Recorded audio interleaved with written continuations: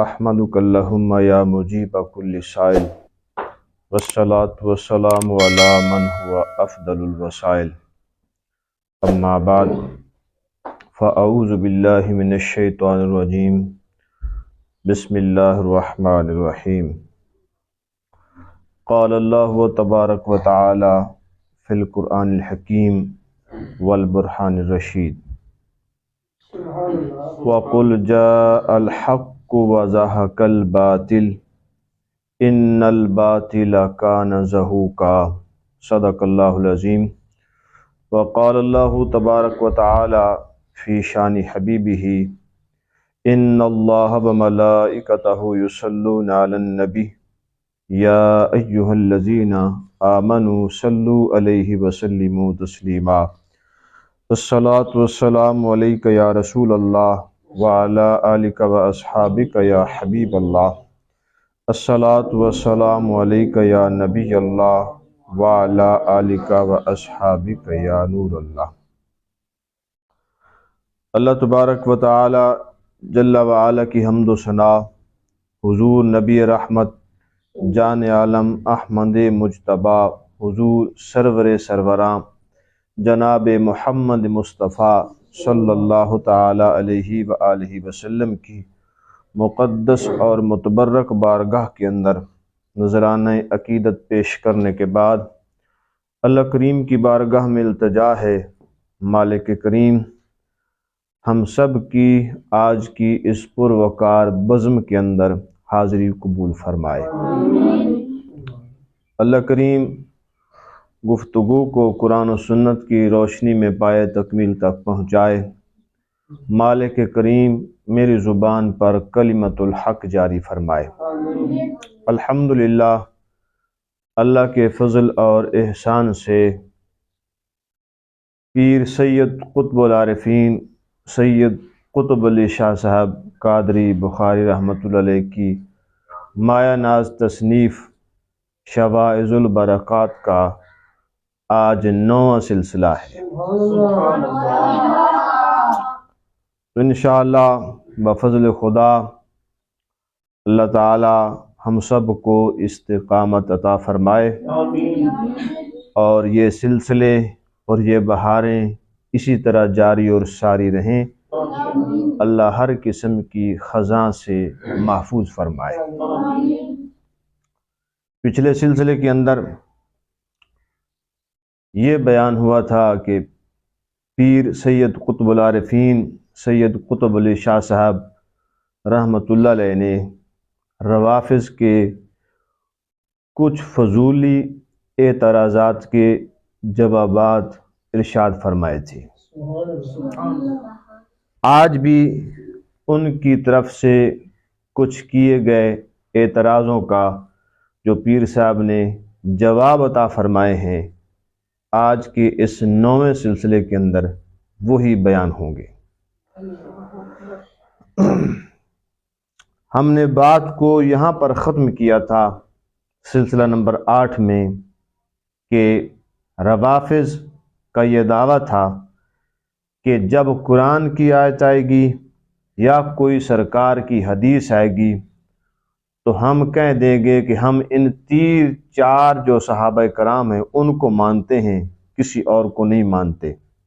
لیکن پیر صاحب نے پھر یہاں پر انہی کی کتابوں سے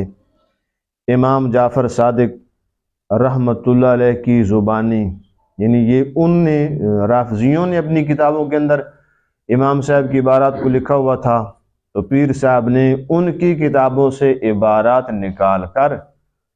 12,000 صحابہ کرام ان کی کتابوں سے ثابت کیے تھے۔ تو آگے پیر صاحب فرماتے ہیں اگر خدا اور اس کے رسول صلی اللہ تعالی علیہ وآلہ وسلم کے فرمان پر آپ کا اطمینان نہیں ہوتا تو اپنے مورخین ہی پر یقین کیجئے۔ دیکھو تمہارے ابو جعفر محمد یہ قمی اس نے یہ لکھا ہے کہ امام عبداللہ سے روایت ہے کہ اصحاب رسول صلی اللہ تعالی علیہ وآلہ وسلم 12,000 تھے، 8,000 مدینہ سے باہر کے، 2,000 مدینہ والے اور 2,000 طلقاء، اور ان صحابہ کرام میں نہ کوئی قدریہ تھا، نہ کوئی خارجی تھا، نہ کوئی معتزلی تھا، اور نہ کوئی دین میں رائے کو دخل کرنے والا تھا، یعنی اپنی رائے کو دین میں داخل کرنے والا تھا۔ یعنی پیر صاحب نے یہاں یہ عبارت پیش کر کے یہاں پر ثابت کیا ہے، عبارت کچھ اس طرح ہے کہ حدثنا احمد بن جعفر الحمدانی قال حدثنا ابراہیم بن ہاشم عن ابیہ عن ابن ابی امیرۃ عن حشام بن سالم عن ابی عبداللہ قال کان اصحاب رسول اللہ صلی اللہ علیہ وسلم 12,000 8,000 من غیر المدینہ و2000 من المدینہ و2000 طلقاء علم یرفیہم قدری ولا مرجی ولا جبریت ولا معتزلہ ولا صاحب الرائے۔ یعنی اس عبارت کو پیر صاحب نے پیش کیا کہ اہل رفض تم یہ کہتے ہو کہ فقط 3-4 صحابہ کرام جو تھے وہ صحابیت کے دائرے میں رہے، تو یہ تمہارے شیخ قمی اپنی کتاب کے اندر یہ لکھ رہے ہیں کہ صحابہ کرام تو ہزاروں کی تعداد میں تھے، جن کے اندر 12,000 تھے، ان میں 8,000 مدینہ سے باہر، 2,000 مدینہ والے، 2,000 طلقاء والے۔ اب ان کے اندر نہ کوئی قدریہ تھا، یعنی یہ وہ فرقے ذکر کیے، نہ کوئی قدریہ تھا، نہ کوئی خارجی تھا، نہ کوئی معتزلی تھا، اور نہ ہی کوئی دین کے اندر اپنی رائے کو داخل کرنے والا تھا۔ آگے پیر سفر میں کیوں جناب اب کس منہ سے 2-4 اصحاب کا نام لوگے؟ وہ تو 12,000 ایسے تھے کہ جن کے ایمان اور اسلام کی خود تمہارے ہی راوی تواتر کے ساتھ یہ گواہی اور شہادت دے رہے ہیں کہ تھے بھی ہزاروں کے اندر، یعنی 12,000 تھے تو ہزاروں میں تھے، اور سب کے سب اہل ایمان تھے۔ آگے پیر صاحب فرماتے ہیں الحمدللہ، خدا کے قرآن اور حضرت محمد مصطفیٰ صلی اللہ علیہ وسلم کے فرمان اور تمام کلام ائمہ رضی اللہ تعالی عنہم سے بھی سرکار صلی اللہ علیہ وسلم کے یار اصحاب کبار تو ہزارہا بے خطا اور بے گناہ ثابت ہوئے اور رہنما ثابت ہوئے۔ یعنی ان صحابہ کرام کے اندر تو ہر ایک جو تھا وہ رہنما تھا، ہر ایک عین شرع شریف کے مطابق اپنی زندگی کو ڈالنے والا تھا، اور کوئی نہ قدری، نہ جبری، نہ خارجی، نہ معتزلی، نہ کوئی اپنی رائے کو دین میں داخل کرنے والا، یہ سب تھے بھی ہزاروں مثل ستاروں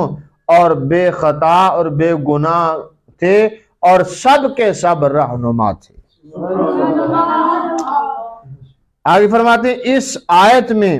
تعریف ہے، پھر کیوں 2-4 اصحاب کا نام لیا؟ یہی کہ جاہلوں کو دھوکہ دیا اور کیا کیا؟ پیر صاحب فرماتے ہیں یہ 2-4 کا جو تم نام لیتے ہو یہ تو فقط جاہلوں کو دھوکہ دیا ہے تم نے، نہ تمہارے پاس قرآن سے کوئی دلیل، نہ حدیث، اور نہ ائمہ کرام میں سے کسی کا قول کہ معاذ اللہ صحابہ کرام 2-4 تھے، باقی سب معاذ اللہ مرتد ہو گئے، جو ان کا دعویٰ ہے۔ آپ فرماتے ہیں نہ تمہارے پاس قرآن کی کوئی نص ہے، نہ سرکار کا کوئی فرمان ہے، اور نہ ائمہ کرام میں سے کسی کا قول ہے، تو پھر کس منہ سے جاہلوں کو دھوکہ دیتے ہو؟ آپ فرماتے ہیں یہ تو جاہلوں کو دھوکہ دے سکتے ہو۔ آگے فرماتے ہیں اے بھائیو، جن کے لیے آپ یہ سب باتیں اور واویلا مچاتے ہو اور جن کے سبب نص اور حدیث کی بھی تکذیب کی ہے اور ائمہ کرام کے کلام کو بھی جھٹلایا ہے اور جن کے واسطے سب صحابہ کو معاذ اللہ تم نے منافق بنایا ہے، اور اصحاب ثلاثہ تو آپ سے کسی طرح بھی سرکار صلی اللہ علیہ وسلم کے سائے سے خارج نہیں ہو سکتے اور نہ ان کے ایمان اور شان میں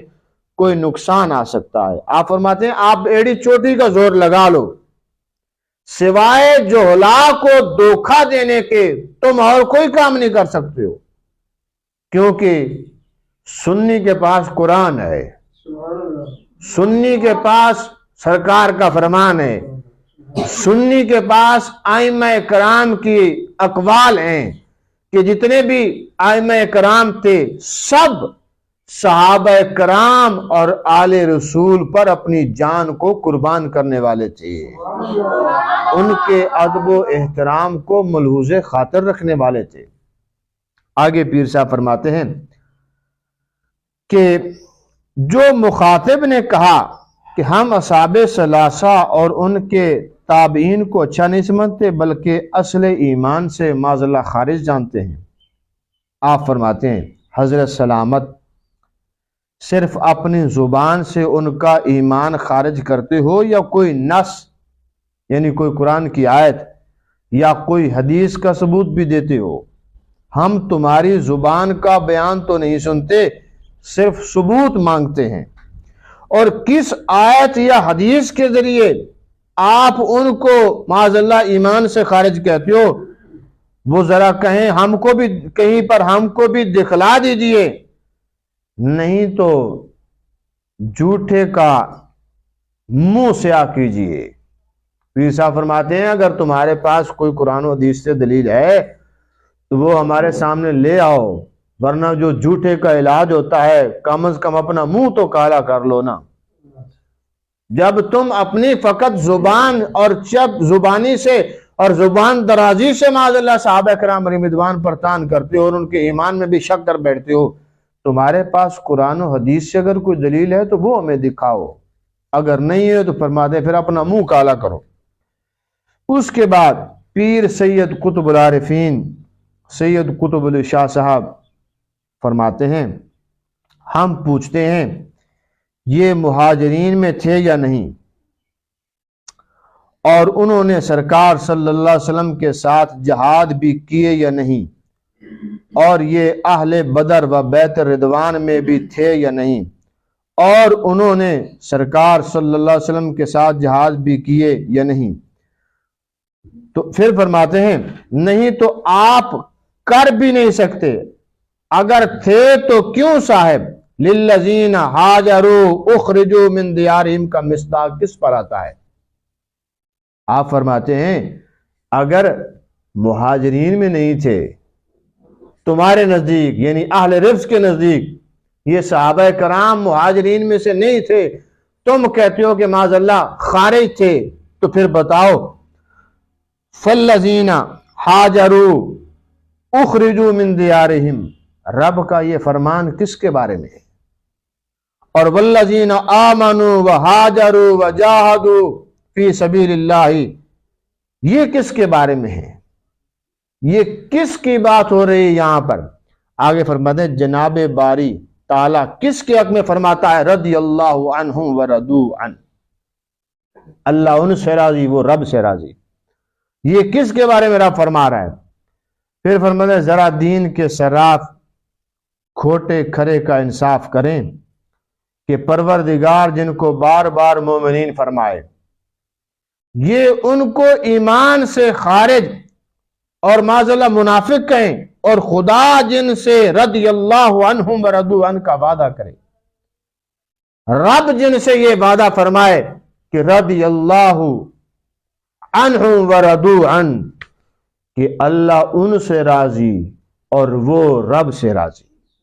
یعنی رب صحابہ کرام سے راضی اور صحابہ کرام رب سے راضی۔ پیزا فرماتے ہیں رب جن سے یہ وعدہ فرمائے، تو پھر کس طرح ان کی دشمنی دل میں رکھتے ہو اور ایمان کا دعویٰ بھی کرتے ہو، یعنی اللہ ان سے راضی اور وہ رب سے راضی، اور رب ان سے اپنی رضاعت کا وعدہ فرمائے، تو تم ان کی دشمنی دل میں رکھ کے اپنے ایمان کو کیسے ثابت کرتے ہو اور اپنے عقیدے کو، مذہب کو کیسے سچا ثابت کرتے ہو؟ اور جن کو جنتی فرمائے یہ ان کو معاذ اللہ ناری کہیں، تو یہ اصحاب ثلاثہ کی دشمنی ہے یا دراصل کلام خدا کی تکذیب ہے؟ یہاں پر پیر سید قطب العارفین سید قطب علی شاہ صاحب فرما رہے ہیں، جن سے رب راضی اور جو رب سے راضی، اور اللہ نے اپنی راضی ہونے کا وعدہ جن سے قرآن میں فرمایا، اب ان صحابہ کرام کی دشمنی جو دل میں رکھ رہا ہے وہ فقط صحابہ سے دشمنی نہیں ہے، یہ رب سے دشمنی ہے، یعنی یہ تو دشمنی خدا سے ہے کہ اللہ فرما رہا ہے کہ میں ان سے راضی، وہ مجھ سے راضی، یعنی رب ان سے راضی ہے اور یہ وعدہ قرآن میں فرما رہا ہے۔ تو جو رافضی صحابہ کرام میں سے کسی کی بھی دشمنی اور بغض کو سینے کے اندر رکھتا ہے، اس کے سینے کے اندر کبھی بھی مدینے والے کا نور نہیں آ سکتا، یعنی جو دشمنی صحابہ کرام کی دل میں رکھتا ہے کبھی بھی نہ اس سے خدا راضی ہو سکتا ہے اور نہ خدا کا رسول صلی اللہ علیہ وسلم۔ آگے فرماتے ہیں، اے رافضیو خدا سے ڈرو، کچھ ایمان کا پاس کرو، ایک اصحاب ثلاثہ کی دشمنی کے سبب قرآن کے منکر ہو کر اپنا ایمان نہ ضائع کرو، ذرا ان کا اور ان کے تابعین کا پہلے کچھ ایمان اور شان پر مفصل طور پر غور کیجیے۔ صاحب فصول جو کہ رافضیوں کے بڑے مستند عالم ہیں، امام محمد باقر سے روایت نقل کرتے ہیں، انہو قال للجماعتی خادوا فی ابی بکر وعمر وعثمان الا تخبرونی انتم من المہاجرین الذین اخرجوا من دیارہم واموالہم یبتغون فضلا من اللہ ورضوانا وینصرون اللہ ورسولہ، یعنی فرمایا امام باقر رضی اللہ تعالیٰ عنہ نے ایک گروہ سے جو کلام کر رہے تھے حضرت سیدنا صدیق اکبر رضی اللہ تعالیٰ عنہ کے بارے میں، حضرت عمر اور حضرت عثمان رضی اللہ تعالیٰ عنہ کے بارے میں، تو امام باقر نے فرمایا کہ تم خبر نہیں دیتے مجھ کو کہ آیا تم ان مہاجرین سے ہو نکالے گئے ہو؟ آپ نے اس قوم سے فرمایا کہ تم مجھے یہ خبر نہیں دیتے کہ کیا تم ان مہاجرین میں سے ہو جو اپنے گھروں سے نکالے گئے اور اپنے مالوں سے نکالے گئے،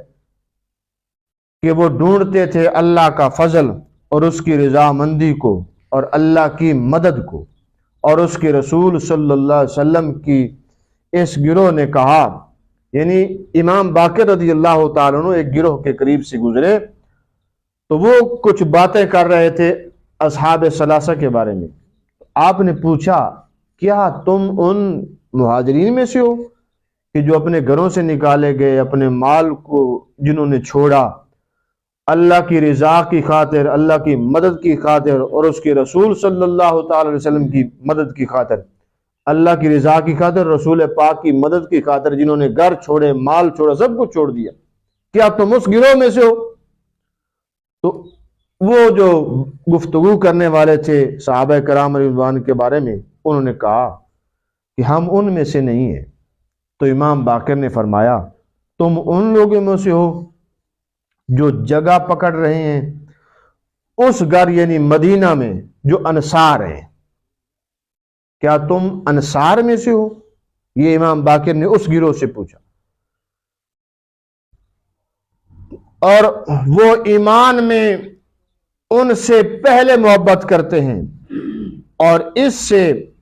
جو اپنے وطن کو چھوڑ آئے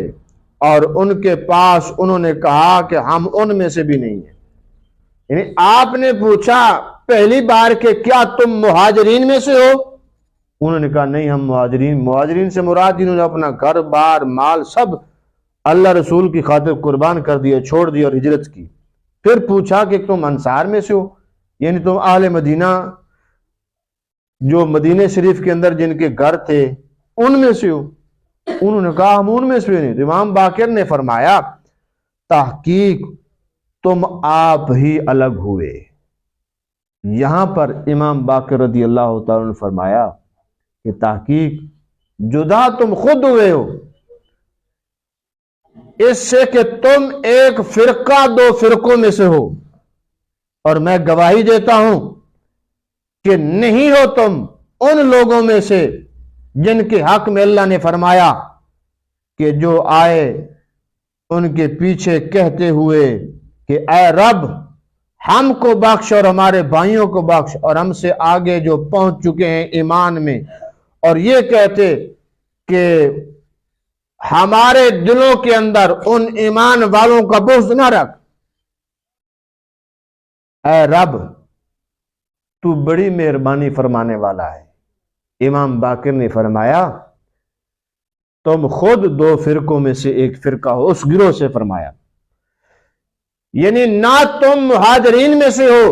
آپ نے پوچھا کیا تم مہاجرین میں سے ہو؟ انہوں نے کہا نہیں مہاجرین میں سے نہیں. آپ نے فرمایا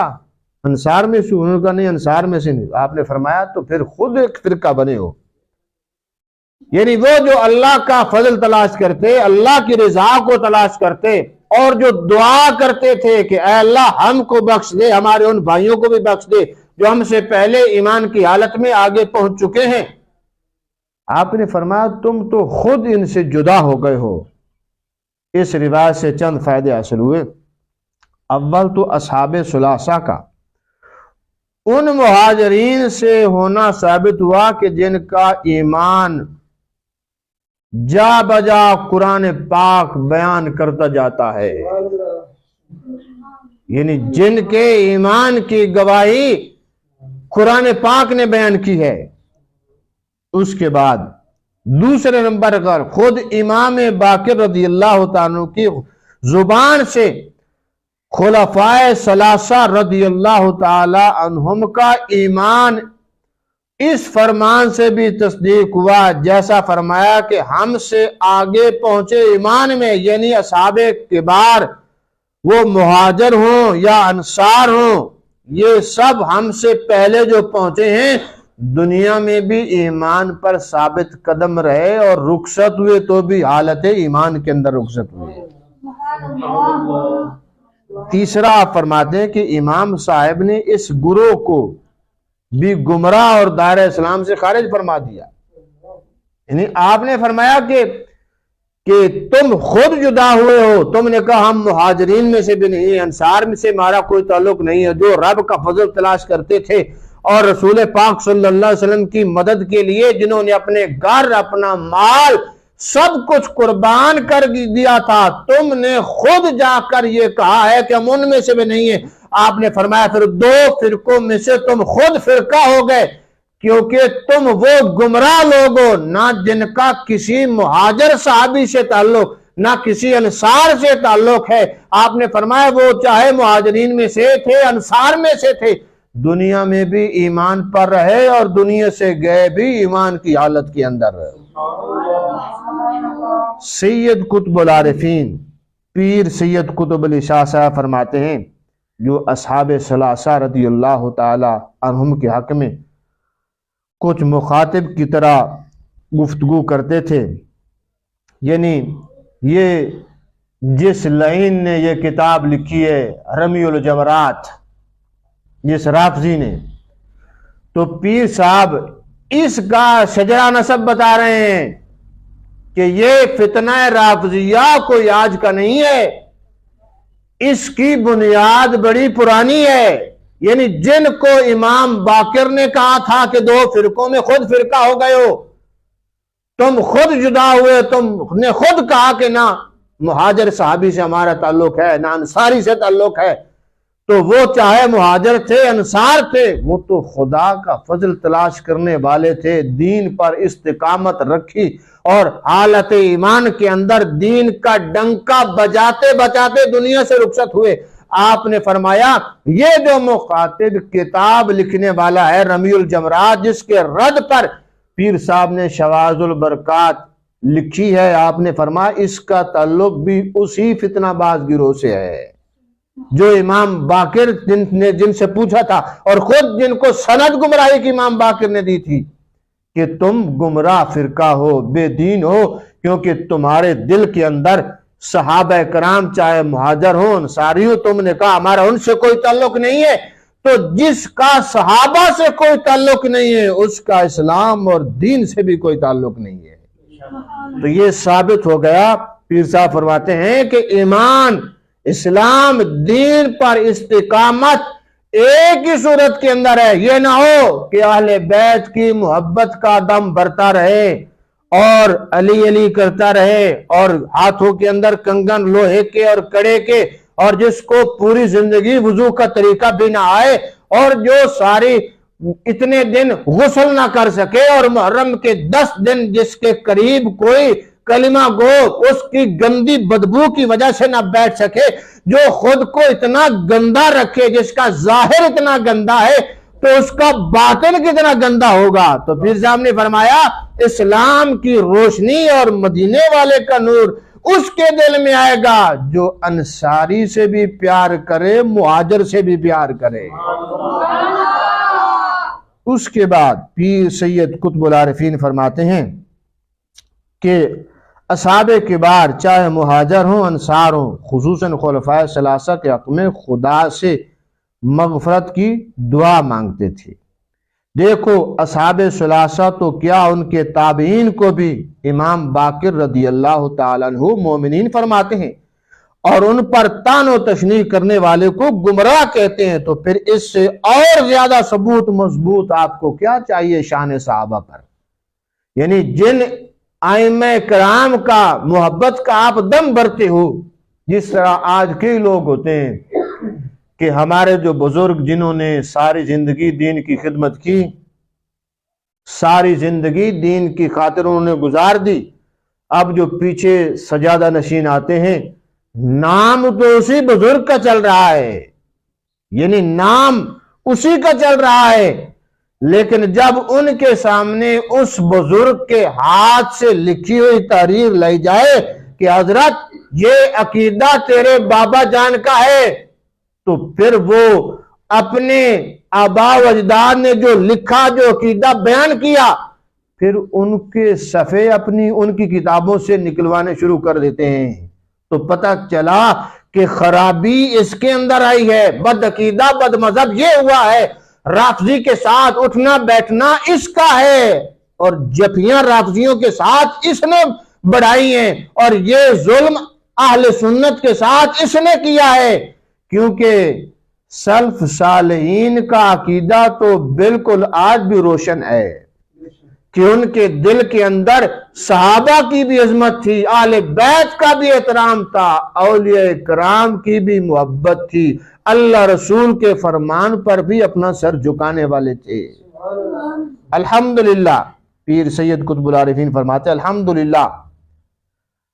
اصحاب ثلاثہ کا ایمان اور ان کے جو تابعین ہیں ان کی شان اس پہلی بحث کے مقام پر یہ سب بے شبہ ثابت ہو گیا۔ ان کی شان و عظمت کے اندر، ان کے فضائل کے اندر فرماتے ہیں کوئی شک و شبہ نہ رہ گیا، کوئی رافضی، کوئی بد مذہب صحابہ کرام کی تکذیب کے اندر نہ کوئی قرآن کی آیت لا سکتا ہے، نہ کوئی حدیث لا سکتا ہے، نہ کسی امام کا کوئی قول لا سکتا ہے، صرف اپنی گندی زبان سے زبان درازی کر سکتا ہے۔ آپ فرماتے ہیں زبان دراز کی جتنی مرضی زبان درازی کرتا جائے، اس کے سامنے اگر قرآن اور حدیث کا اس کے پاس کوئی ثبوت نہیں ہے تو اس بے وقوف کی اور کون مانے گا سوائے ان جاہلوں کو جن کو ساتھ ملائے ہوئے ہیں۔ چند ایک جاہل تو اس کی بات کو مان لیں گے، ورنہ اس کے علاوہ صاحب ایمان کبھی بھی اس کی طرف میلان نہیں کرے گا۔ تو اللہ کے فضل و کرم سے آج یہ پہلی جو بحث ہے الحمدللہ یہ مکمل ہوئی. سبحان اللہ جائز ہے. یہ پہلی بحث الحمدللہ آج کمپلیٹ ہوئی. تو آگے انشاءاللہ جو آنے والا بدھ ہوگا وہاں پر پیر صاحب بل تؤثرون الحیات الدنیا، یہ جو ایک رافضیوں کا صحابہ کرام پر کہ طعن کرنے کا ایک ناکام منصوبہ ہے اور بزدلانہ اعتراض ہے، اس کا کامیابی کے ساتھ بڑے اچھے ہتھیاروں کے ساتھ پیر قطب علی شاہ صاحب نے آپریشن کیا ہے. تو وہ آپریشن جو ہے انشاءاللہ آنے والے بدھ کو بڑی دھوم دھام سے بیان ہوگا. ہمارا یہ سلسلہ مغرب کی نماز کے بعد ہوتا ہے، تو آج کچھ وجوہات کی بنا پر یہ ہمیں دن کے اندر سلسلہ کرنا پڑا. جو بھی حاضرین ہیں ناظرین ہیں اللہ کریم سب کو سلامت رکھے، اور اسی طرح آپ اس سلسلے کے اندر شامل ہوں گے تو انشاءاللہ یہ ایک علم کا جو پیر سید قطب العارفین کا فیضان ہے، یعنی جو ان بزرگوں نے لکھا اپنے ہاتھوں سے، اور یہ ایک علم کا آپ سمجھیں کہ سمندر ہے، تو اتنی معلومات حاصل ہوتی ہے. تو تمام دوست اس کے اندر شرکت کیا کریں. اللہ کریم ہم سب کو سید قطب العارفین کی سچی غلامی نصیب فرمائے. آمین بجاہ النبی الامین صلی اللہ